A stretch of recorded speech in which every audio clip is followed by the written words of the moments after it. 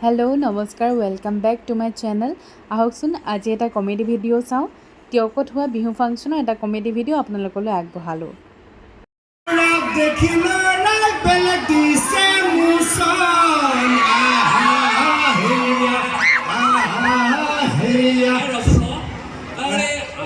টিয়কৰ ছোৱালী হয় দিবইতো মোচন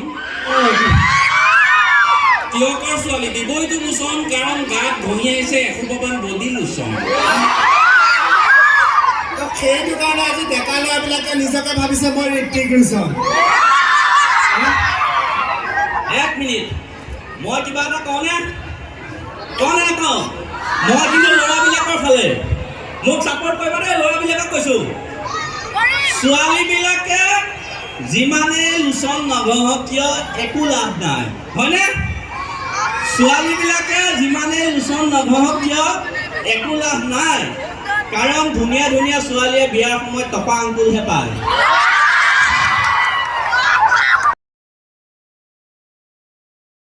বনাই ফুৰে গিৰিয়েকে কিবা ক'লে কেনি মাৰি আহে।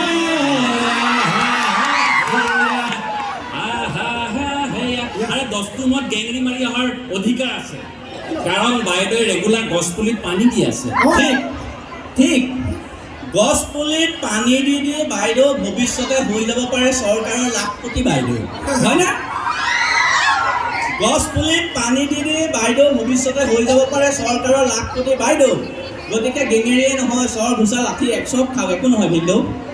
ভিন্দৌ কুটি দিওঁ, লাগিলে আপুনি ঘৰত ভাত বনাই দিয়ক, চাহ বনাই দিয়ক, মালিচ কৰি দিয়ক, মোবাইলৰ ৰিচাৰ্জ ভৰাই দিয়ক। ঠিক মোবাইলৰ ৰিচাৰ্জ কৰি দি নিজৰ ঘৈণীজনী বেলেগলৈ পলাই যোৱাৰ সুবিধা কৰি দিয়ক।